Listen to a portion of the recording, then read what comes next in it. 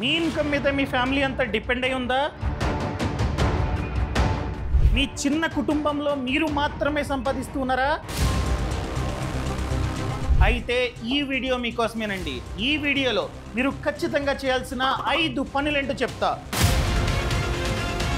ఈ 5 పనుల్ని మీరు కనుక చేసినట్లయితే మీ ఫ్యూచర్ చాలా బాగుంటుంది. ఈ 5 థింగ్స్లో ఏ ఒక్కటి మిస్ చేసినా కూడా మీ ఫ్యూచర్ అంతగా బాగోదు. సో ఈ 5 పనులు ఏంటో ఈ వీడియోలో పిన్ టు పిన్ నేనైతే ఎక్స్ప్లెయిన్ చేస్తా.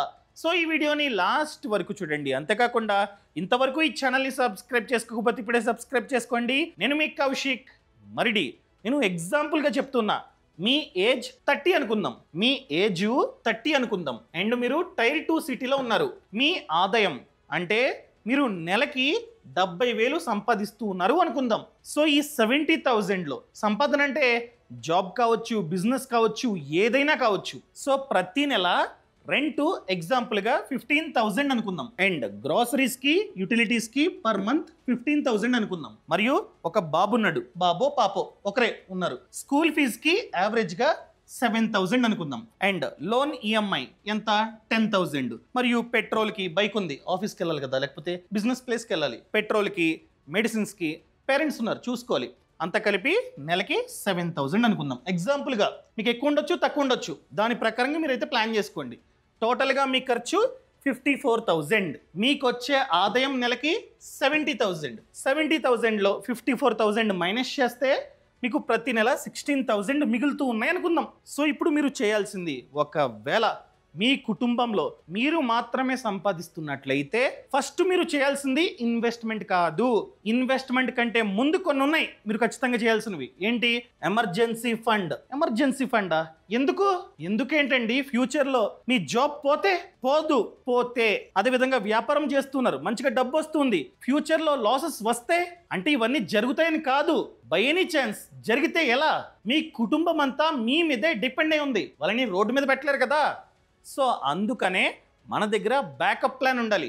అదేవిధంగా ఫ్యూచర్లో ఎవరికో మెడికల్ ఎమర్జెన్సీ అయింది, చాలా డబ్బు ఖర్చు అవుద్ది, అదేవిధంగా అన్ఎక్స్పెక్టెడ్గా ఖర్చులు వచ్చాయి. ఏం చేస్తారు? మీ కుటుంబాన్ని ఇబ్బంది పెడతారా? అలా మీ కుటుంబం మీ వల్ల లేకపోతే ఏదైనా కారణం వల్ల ఇబ్బంది పడకుండా ఉండాలంటే మీ దగ్గర ఖచ్చితంగా ఎమర్జెన్సీ ఫండ్ ఉండాల్సిందే. ముఖ్యంగా మీ దగ్గర, ఎందుకంటే మీ మీద మీ కుటుంబం ఆధారపడి ఉంది. ఎమర్జెన్సీ ఫండ్ అంటే ఏంటి? ఫ్యూచర్లో ఎమర్జెన్సీ సిచ్యువేషన్ వస్తే ఈ డబ్బుని మీరైతే యూజ్ చేసుకుంటారు. ఇది జనరల్గా ఎంత ఉండాలంటే 6 months ఆఫ్ యువర్ ఎక్స్పెన్సెస్. మీ ఖర్చు ఎంత? ఆల్రెడీ రాసా, ఇదిగోండి. మీ ఖర్చు ఎంత? నెలకి 54,000.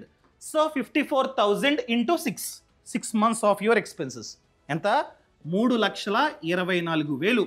ఇంత డబ్బు ఎమర్జెన్సీ ఫండ్ రూపంలో మీ దగ్గర ఉండాలి. ఫ్యూచర్లో ఎలాంటి సిచ్యువేషన్లు వచ్చినాయి అనుకోండి, ఈ డబ్బుతో మీరైతే సస్టైన్ అవుతారు, మీ ఫ్యామిలీ కూడా సస్టైన్ అవుతుంది. అర్థమైందండి? మీకు డౌట్ వచ్చే ఉంటుంది. ఎగ్జాంపుల్గా నా దగ్గర పెద్దగా సేవింగ్స్ లేవండి, పక్కన పెడదామంటే ఎలా? ప్రతి మంత్ మిగులుతూ ఉంది కదా 16,000, దీన్నే ప్రతి మంత్ పక్కన పెడుతూ ఉండండి. అంటే మీ సంపాదన మీ చేతికి రాగానే వెంటనే 16,000ని వేరే బ్యాంక్ అకౌంట్కి ట్రాన్స్ఫర్ చేయండి ప్రతి మంత్. అంతే. ఇలా జీతం పడగానే లేకపోతే ఆదాయం ఇలా సంపాదించగానే పక్కన పెట్టేసేయండి. ఇలా 16,000 ఇలా చేయాల్సింది. ఎందుకంటే మీ దగ్గర ఆల్రెడీ సేవింగ్స్ లేవు. ఉండుంటే ఎమర్జెన్సీ ఫండ్ రూపంలో పక్కన పెట్టేసేయండి. లేదు కాబట్టి ఇలా ప్రతి మంత్ పక్కన పెట్టాల్సిందే. ఇలా ఎన్ని మంత్స్ పెట్టాలంటే ఇదిగోండి, మనకి కావాల్సింది 3,24,000. 3,24,000 డివైడెడ్ బై 16,000 ఎంత? 20 months. 20 months అంటే 1 సంవత్సరం 8 నెలలు. సో అంతకాలం పాటు ప్రతి మంత్ ఇంత పక్కన పెడితే మీ ఎమర్జెన్సీ ఫండ్ క్రియేట్ అవుతుంది. అలా క్రియేట్ అయిన తర్వాత దాన్ని అలానే సేవింగ్స్ అకౌంట్లో ఉంచొద్దు. ఉంచితే పెద్దగా వడ్డీ రాదు. ఒకవేళ ఏదైనా బ్యాంకు ఎక్కువ వడ్డీని ఆఫర్ చేస్తుంది అనుకోండి సేవింగ్స్ అకౌంట్కి, ఓకే ఉంచండి. లేదా ఎఫ్డి చేసుకోండి. కొన్ని బ్యాంకులు ఎక్కువ వడ్డీని ఆఫర్ చేస్తున్నాయి. లేదా లిక్విడ్ మ్యూచువల్ ఫండ్స్, ఏదొక దాంట్లో పెట్టండి. ఫ్యూచర్లో ఏదైనా ఎమర్జెన్సీ వస్తే ఆ డబ్బుని తీసి మీ కుటుంబాన్ని జాగ్రత్తగా చూసుకోండి. ఎందుకంటే వైఫ్ ఉంది, అంతా వదులుకొని మిమ్మల్ని నమ్మి వచ్చింది. సో జాగ్రత్తగా చూసుకునే రెస్పాన్సిబిలిటీ మనదే. ఇలాంటివి చేస్తే ఫ్యూచర్లో జాబ్ పోయినా లేకపోతే బిజినెస్లో లాస్ వచ్చినా ఏం జరిగినా కూడా ఇంతకు ముందు ఎలా చూసుకున్నామో అలానే చూసుకుంటాం. అర్థమైందండి? అది చాలా ముఖ్యం. సో ఎమర్జెన్సీ ఫండ్ క్రియేట్ అయిన తర్వాత ఏం చేయాలి? సో ఇన్ని రోజులు ఎమర్జెన్సీ ఫండ్ కోసం ప్రతి మంత్ 16,000 పక్కన పెడుతూ వచ్చాం. ఆ తర్వాత నుంచి 16,000 ని ఖర్చు పెట్టాలా? అస్సలు కాదండి. ఆ 16,000 ని మీ ఫ్యూచర్ కోసం, మీ పిల్లల ఫ్యూచర్ కోసం అండ్ అన్ని వదులుకొని వచ్చిన మీ వైఫ్ యొక్క ఫ్యూచర్ కోసం ఖచ్చితంగా మీరైతే ఇన్వెస్ట్మెంట్ ని చేయాల్సిందే. ఇన్వెస్ట్మెంట్ చేసే ముందు 2 ముఖ్యమైన పనులు మీరైతే చేయాలి. ఏంటది? ఇదిగోండి, హెల్త్ ఇన్సూరెన్స్. ఏంటి హెల్త్ ఇన్సూరెన్సా? నా ఫ్యామిలీ అంతా మంచి స్ట్రాంగ్గా ఉన్నాం, ఎటువంటి జబ్బులు లేవు, మాకెందుకండి హెల్త్ ఇన్సూరెన్స్? ఏం లేవా? ఫ్యూచర్లో ఏం రావా? మనం ఏది పడితే తింటూ ఉన్నాం, మనం ఇంట్లో మంచిగా వండుకుంటూ ఉన్నాం, కానీ బయట కల్తీ కల్తీ కల్తీ. దానివల్ల ఎప్పుడు ఏం జబ్బు వస్తుందో ఎవ్వరూ చెప్పలేకపోతూ ఉన్నాం. ఎందుకండి రిస్క్? ఫ్యూచర్లో చిన్న జబ్బు వచ్చి, మన కుటుంబంలో ఎవరికైనా చిన్న జబ్బు వచ్చి హాస్పిటల్ అడ్మిట్ చేస్తే లక్షలు అడుగుతున్నారు. ఒకవేళ మన కుటుంబం మీద హెల్త్ ఇన్సూరెన్స్ లేదనుకోండి, హాస్పిటల్లో ఎంతైతే ఖర్చు అయిందో ఆ ఖర్చుని మనమే భరించాలి. ఎగ్జాంపుల్గా 8 lakhs ఖర్చు అయింది అనుకుందాం. చిన్న ఎగ్జాంపుల్ చెప్తానండి, చాలా ముఖ్యం. మా అత్తయ్య గారు అంటే మా ఫాదర్ యొక్క అక్క ఏమైందంటే షుగర్ ఉంది, బాగా ఎక్కువ షుగర్ ఉంది. బయటికి వెళ్ళారు పాపం చెప్పులేసుకోకుండా. ఒక చిన్న ఇనప ముక్క గుర్చుకుంది కాలుకి. ఏమైంది? సెప్టిక్ అయ్యి కాలు తీసేశారు. టోటల్గా 7 లక్షలు ఖర్చు అయింది. హెల్త్ ఇన్సూరెన్స్ లేదు. ఎంత ఇబ్బంది పడి ఉంటారు? చాలా అంటే చాలా ఇబ్బంది పడ్డారు. సో అలాంటి సిచ్యువేషన్ ఎవరికి రాకూడదనే ప్రతి ఒక్కరికి చెప్తున్నాం. ముఖ్యంగా మీ మీద మీ కుటుంబం డిపెండ్ అయి ఉంది. సో ఖచ్చితంగా మీ కుటుంబం మీద హెల్త్ ఇన్సూరెన్స్ పాలసీ ఉండాలి. బయట ఎలా పడితే అలా డ్రైవ్ చేస్తున్నారు, ఒక్కొక్కడు తాగి మరి నడుపుతున్నాడు. మనం ఎంత మంచిగా వెళ్తున్నా కూడా అవతలివాడు కరెక్ట్గా రావాలి కదా. చిన్న యాక్సిడెంట్ అయితే ఎన్ని లక్షలు ఖర్చు అవుతున్నాయి. సో అలా జరగకూడదు, ఎవ్వరికి జరగకూడదు, మీకు నాకు ఎవ్వరికి జరగకూడదు. కానీ బై ఎనీ ఛాన్స్ ఫ్యూచర్లో ఏదైనా జరిగినా కూడా ఖర్చు మనం భరించకూడదు, బీమా సంస్థ భరించాలి. అలా బీమా సంస్థ భరించాలంటే ఖచ్చితంగా మన కుటుంబం పేరు మీద family floater health insurance plan ఉండాలి. సో తీసుకోండి, ఎగ్జాంపుల్గా చిన్న కుటుంబం మీది, మీరు, మీ వైఫ్, మీ పాప లేదా బాబు. సో ముగ్గురు పేరు మీద family floater health insurance plan తీసుకోండి. ఎంత? మీ ఇష్టం. ఎగ్జాంపుల్గా 12 lakh కవరేజ్ని మీరు కనుక చూస్ చేసుకుంటే యావరేజ్గా ప్రీమియం నెలకి 1500. అర్థమైందండి? ఈ 1500ని మీ సేవింగ్ ఉంది కదా, ఎంత? 16,000, దాని నుండి కట్టాలి. సో హెల్త్ ఇన్సూరెన్స్ చాలా అంటే చాలా ముఖ్యం. పొరపాటున ఏదైనా కారణం చేత మన కుటుంబంలో ఎవరైనా సరే 24 hours కంటే ఎక్కువసేపు హాస్పిటల్లో అడ్మిట్ అయితే చాలు, బీమా సంస్థ ఖర్చుని భరిస్తుంది. క్లియర్? ఇంకా నెక్స్ట్ వన్, ఇది కూడా చాలా ముఖ్యం, ముఖ్యంగా మీకు. ఎందుకంటే మీ మీద, మీ ఇన్కమ్ మీద మీ కుటుంబం బేస్ అయి ఉంది, వాళ్ళు మీ మీదే డిపెండ్ అయి ఉన్నారు. పొరపాటున మనకి రిస్క్ అయితే జరగదు.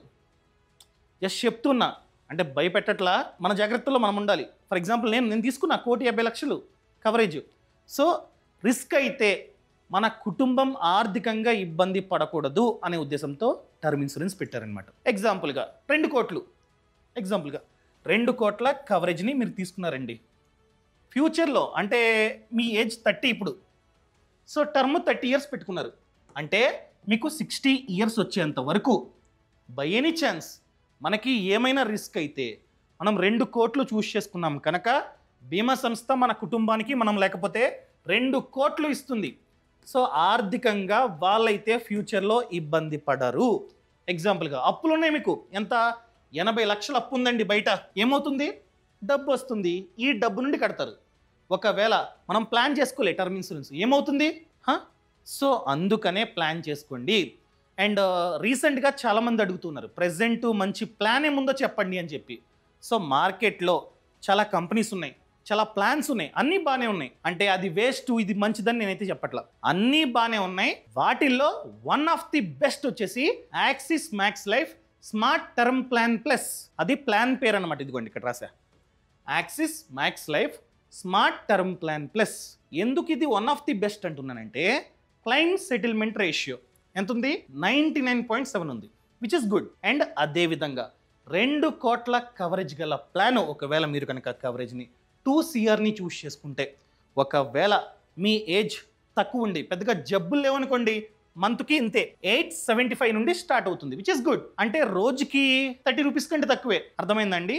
అండ్ ఇక్కడ డాక్యుమెంట్స్ అని ఫ్యూచర్లో క్లైమ్కి అప్లై చేసే టైంలో డాక్యుమెంట్స్ అన్ని కరెక్ట్గా ఉంటే 3 hours, 3 hours ఈ కంపెనీ మన కుటుంబానికి అనగా నామినీకి క్లెయిమ్ అన్నది ఇస్తుంది. అండ్ ఇక్కడ బెస్ట్ ఫీచర్ ఏంటంటే స్మార్ట్ కవర్. ఏంటిది?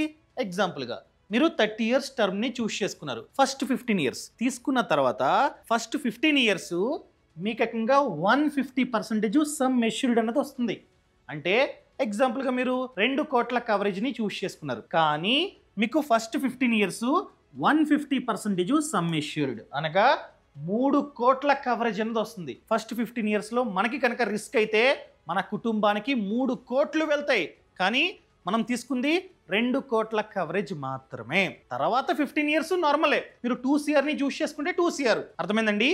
ఇలా ఇదైతే వర్క్ అవుతుంటుంది. అదేవిధంగా స్పెషల్ ఎగ్జిట్ వాల్యూ బెనిఫిట్ అంటే ఏంటండి? ఫ్యూచర్లో ఈ ప్లాన్ని క్యాన్సిల్ చేసుకుందాము అనుకున్నారు, క్యాన్సిల్ చేసుకోవచ్చు.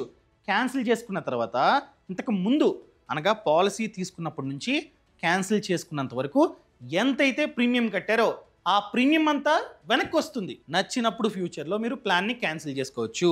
అంతకు ముందు ఎంతైతే కట్టారో అదంతా మీకైతే రిఫండ్ వస్తుంది. అదేవిధంగా ఒకవేళ మీరు కనుక జాబ్ చేస్తున్నట్లయితే ఫస్ట్ ఇయర్ ప్రీమియం మీద 15% డిస్కౌంట్ మీకైతే వస్తుంది. ఒకవేళ మీరు ఉమెన్ అనుకోండి, ఉమెన్ అయి ఉండి మీరు కనుక జాబ్ చేస్తున్నట్లయితే మీకు లైఫ్ లాంగ్ ప్రతి ఇయర్ ప్రీమియం మీద 15% డిస్కౌంట్ అనేది వస్తుంది. ప్లస్ ఫస్ట్ ఇయర్ ప్రీమియం మీద ఎక్స్ట్రాగా 15% డిస్కౌంట్. ఇది కామన్, మీరు జాబ్ చేస్తున్నట్లయితే ఇది కామన్ 15%.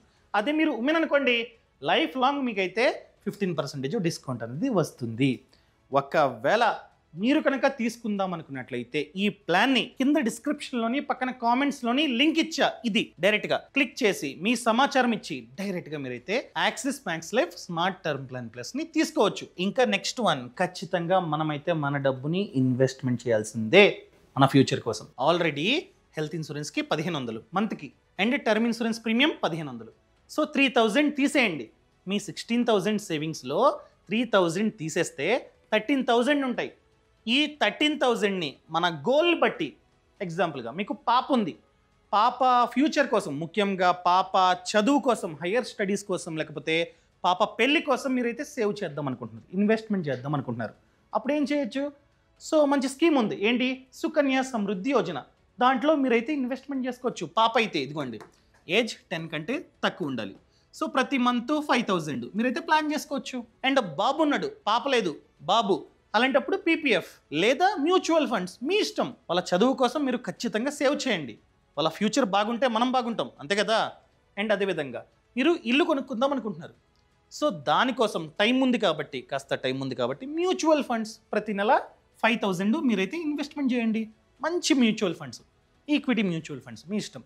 అండ్ అదేవిధంగా ఖచ్చితంగా ప్రతి ఒక్కరికి నేను చెప్పేది ఏంటంటే, రిటైర్మెంట్ కోసం మనం ఖచ్చితంగా ప్లాన్ చేసుకోవాలి. ఫ్యూచర్లో మనం రిటైర్మెంట్ అయ్యాం, 60 సంవత్సరాలు వచ్చాయి, సో ఖచ్చితంగా మనమైతే మన పిల్లల మీద డిపెండ్ అవుతాం. ఒకవేళ వాళ్ళు చూసుకోకపోతే, సో అందుకనే ఇప్పటి నుంచే మనమైతే ప్లాన్ చేసుకోవాలి. NPSలో, NPS అంటే నేషనల్ పెన్షన్ స్కీమ్. సో ప్రతి మంత్ 3000.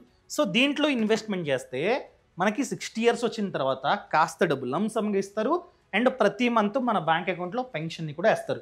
ఒకవేళ మీకు PPF గురించి, సుకన్య సమృద్ధి యోజన గురించి, మ్యూచువల్ ఫండ్స్ గురించి, NPS గురించి డౌట్ ఉంటే ఈ వీడియోస్ని ఆల్రెడీ ఇదే ఛానల్లో అప్లోడ్ చేసి ఒకసారి చూడండి. ఇలా ప్లాన్ చేసుకుంటే ఇది మన పిల్లల ఫ్యూచర్ కోసం, చదువు కోసం, ఇది మన ఇంటి కోసం, ఇది మన రిటైర్మెంట్ కోసం. ఇలా ప్లాన్ చేసుకోండి. ఆ 13,000ని డైవర్సిఫై చేసుకొని. క్లియర్? ఇంకా లాస్ట్ వన్, ఇది చాలా ముఖ్యం. ఇదంతా ఇంతకుముందు చెప్పిందంతా జరగాలంటే ఇది కరెక్ట్గా ఉండాలి. సో 70,000 మీ బ్యాంక్ అకౌంట్లో పడింది. మీ ఆదాయం పడగానే 16,000ని వేరే బ్యాంక్ అకౌంట్కి మార్చి, అనగా వేరే బ్యాంక్ అకౌంట్కి ట్రాన్స్ఫర్ చేసి దాన్ని ఇన్వెస్ట్మెంట్లు చేయండి. Health insurance premium, term insurance premium, అది ఇది రిమైనింగ్ డబ్బుతో మనమైతే ఆ మంత్ మొత్తం గడపాలి. ఇక్కడ మీకు కనుక ఈ బడ్జెటింగ్ లేదనుకోండి, ఏమవుతుంది? ఈ 16,000ని సేవ్ చేయడం చాలా కష్టం. మీరు మైండ్లో ఫిక్స్ అయిపోవాలి, ఈ 16,000 వెళ్ళిపోయింది, ఇప్పుడు నా జీతం, నాకు పడిన జీతం 70,000 కాదు 54,000 మాత్రమే అని చెప్పి మీరు ఫిక్స్ అవ్వాలి. ఈ బడ్జెటింగ్ లేదా 16,000ని మీరైతే సేవ్ చేయలేరు. ఇంతకు ముందు చెప్పిందంతా జరగదు. అండ్ ఈ ఖర్చు ఉంటుంది కదా, ఈ ఖర్చు కూడా చాలా జాగ్రత్తగా చేయాలి, లేకపోతే సరిపోదు.